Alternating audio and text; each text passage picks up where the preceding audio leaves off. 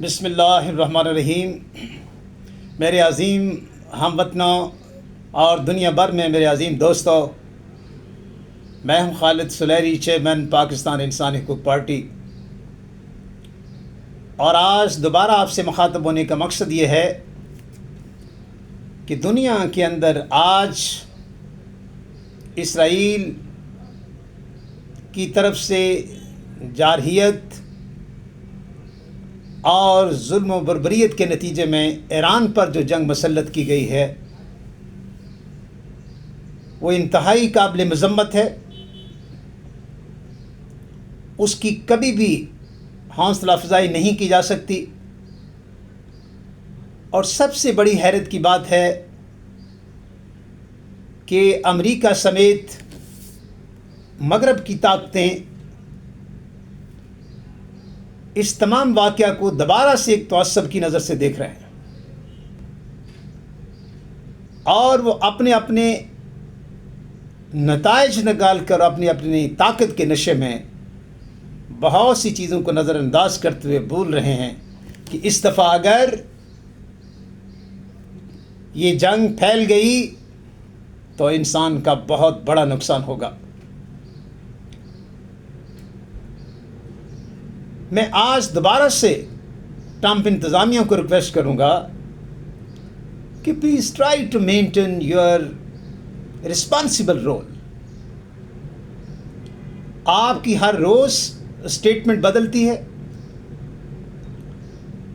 ہم نے آپ سے گزارش کی تھی کہ آپ G7 سمٹ کے اندر باہم بیٹھ کر اس مسئلے کا حل تلاش کریں اور دنیا کو ایک خوشخبری دیں کہ آپ ایک پرامن انسان ہیں، پرامن اسٹیٹ ہے، مگر وہاں پہ آپ کا لب و لہجہ اور آپ کا وہاں سے فرار ہو جانا اس چیز کی غماس کرتا ہے، ترجمانی کرتا ہے کہ آپ کی دلچسپی اس میں بالکل نہیں ہے کہ آپ یہاں پہ امن چاہتے ہیں۔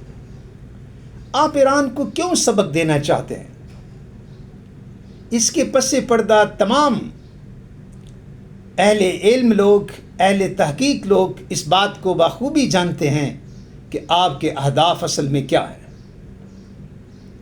ایران نے جوہری معاہدے کے اوپر باقاعدہ سے سائن کر رکھے ہیں NPT کے اوپر۔ اس کا مقصد یہ ہے کہ بنیادی مسئلہ ہرگز یہ نہیں ہے جس کو اٹھایا جا رہا ہے۔ آئی ڈونٹ نو ان کا کوئی فریم ورک ہے یا ان کا کوئی چارٹ بنا ہوا ہے جس کے مطابق یہ لوگ عمل درآمد کر رہے ہیں اسرائیل کے ذریعے، اور گریٹر اسرائیل کا جو ان کا خواب ہے اس کو ایک پورا کرنے کے لیے یہ تمام ڈرامہ جو ہے وہ رچایا گیا ہے۔ مگر میں یہ سمجھتا ہوں کہ یہ بہت بڑی زیادتی، اور ایران کی طرف سے دن رات آپ محسوس کریں کہ ابھی بھی یہ کوشش ہے کہ کسی طریقے سے امن ہو جائے، اور سرکردہ قوتیں ان کو آگے بڑھ کے کہیں کہ پلیز ہم اس کو وار کو سٹاپ بھی کرتے ہیں، آپ کے ساتھ بیٹھتے بھی ہیں، اور انشاءاللہ پھر آگے بھی بڑھتے ہیں۔ مگر بدقسمتی یہ ہے کہ کوئی اس طرح کرنے کے لیے بالکل تیار نہیں۔ میں تو بہت ہی خائف ہو گیا ہوں امریکہ کی اس پوائنٹ آف ویو سے جو اس نے اپنا رکھا ہے پرسوں سے خصوصاً، اور یقینی طور پہ ان کے بحری بیڑوں کا اور اس طرح سے دیگر چیزوں کا یہاں پہ آنا جو ہے جنگی ساز و سامان، وہ ایک تشویش کا باعث ہے۔ مگر پھر دوبارہ کہوں گا کہ آج کی دنیا کے حالات ویسے نہیں ہیں جیسے امریکہ سوچ رہا ہے یا اہل مغرب سوچ رہے ہیں۔ میں تو حیران ہوں کہ برطانیہ جیسا ملک بھی اس میں شامل ہونے کے لیے وہاں سے چل پڑا ہے اور اپنے جہاز اس نے روانہ کر دیے ہیں۔ مجھے نہیں سمجھ آئی کہ برطانیہ کا کیا اس میں عمل دخل ہو سکتا ہے۔ تو اس کا مقصد ہے کہ اہل مغرب اس کو تعصب کی نظر سے دیکھ رہے ہیں، اور وہ نہیں چاہتے کہ یہاں پہ امن کا فروغ ملے، اور وہ نہیں چاہتے کہ اسرائیل اور ایران کی جنگ کا خاتمہ ہو۔ یہ انتہائی تشویشناک بات ہے۔ دوسری طرف آپ نے دیکھا کہ ایران نے انتہائی مہارت کے ساتھ اور اپنے پورے جذبے کے ساتھ اور اپنی پورے ولولے کے ساتھ اور مینجمنٹ کے ساتھ ایک دفعہ تباہ و برباد ہونے کے باوجود وہ اٹھا ہے، اور اس نے اسرائیل کو ایک دفعہ ثابت کر دیا ہے کہ تم اکیلے اس علاقے کے ظالم نہیں ہو سکتے، اور تم اس پہ نہیں کنٹرول کر سکتے، اور ایران جیسی ایک ایسی انقلابی ریاست اس کو آپ نہیں گرا سکتے۔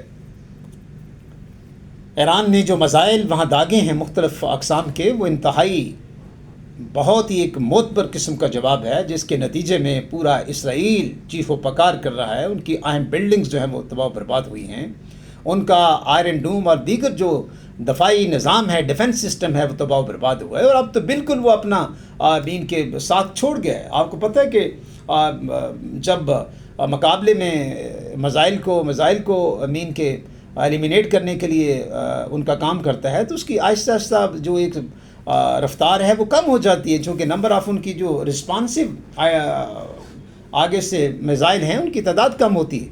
यूँ कह लीजिए कि मजमूई तौर पे उसकी कैपेसिटी कम होती है।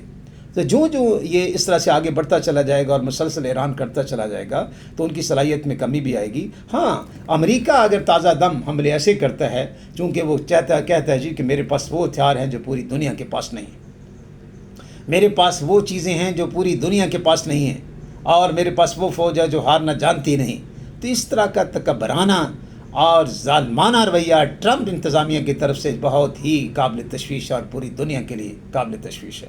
मैं आज भी अपनी मुख्तसर आज की वीडियो अब मैं ये बात करना चाहूँगा कि इससे पहले कि इसराइल की तबाही बर्बादी हो जाए, इससे पहले कि तेहरान की बर्बादी हो जाए, इससे पहले कि ये जंग फैल कर और यकीनी तौर पर फैलेगी, मत भूलें ऐसा नहीं हो सकता कि अमेरिका आके उसका प्रॉपर हिस्सा बन जाए और तबाह बर्बाद कर दे और दुनिया ये कहे कि जनाब अब नेक्स्ट किसकी बारी है, अगली बारी का इंतज़ार करने वालों, इस बात को पल्ले बांध लो कि ऐसा अगर आपने सोचा तो यकीनन आपकी बारी आएगी।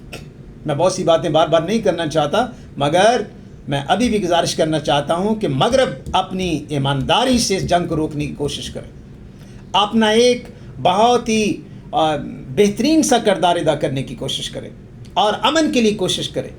तो सब की नज़र से मत देखे। अमेरिका को भी चाहिए कि वो किसी एक पॉइंट पे आके एक अपना रोल को वज़ा करे, वो अक़वाम मुत्तहिदा में चला जाए अपने रोल के लिए, वो बैनुल-अक़वामी जो दीगर OIC के पास चला जाए वो अपना रोल अदा करने के लिए।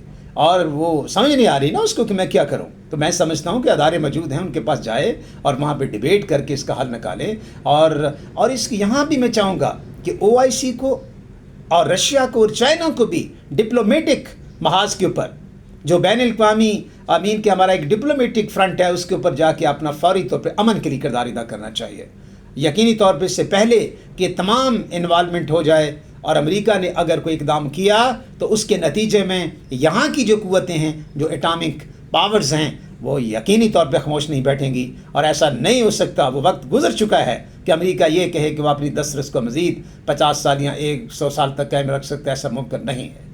और मैं बड़ा अप्रिशिएट करता हूँ कल के चाइना के सदर के उस ख़ताब को, जिसमें उन्होंने कहा कि दुनिया अमेरिका के बगैर भी जी सकती है। उन्होंने कहा कि आप ये मत सोचें कि आप इस तरह से करेंगे तो उसके ऊपर दुनिया आपको जवाब नहीं देगी। मैं ये समझता हूँ कि अमन के लिए और जो रेफरेंस दिए कल चाइना के सदर ने, वो बहुत बड़ी मिसाल थे और काबिल फ़ख्र थे। I really salute president of the China for delivering such a great speech in term of historical references. और बहुत ज़बरदस्त किस्म की स्पीच थी। जितने भी आज तक सुपर पावर्टी आई हैं, बेलाखिर उनको गिरना पड़ा है, बेलाखिर उनको इंसानियत के सामने अपना सर झुकाना पड़ा है, और अपनी उस बदतरीन तारीख जो उन्होंने अपनी इस दुनिया में दी, उस पर आज भी लानत होती है और कोई भी इंसान उनको अच्छा नहीं समझता।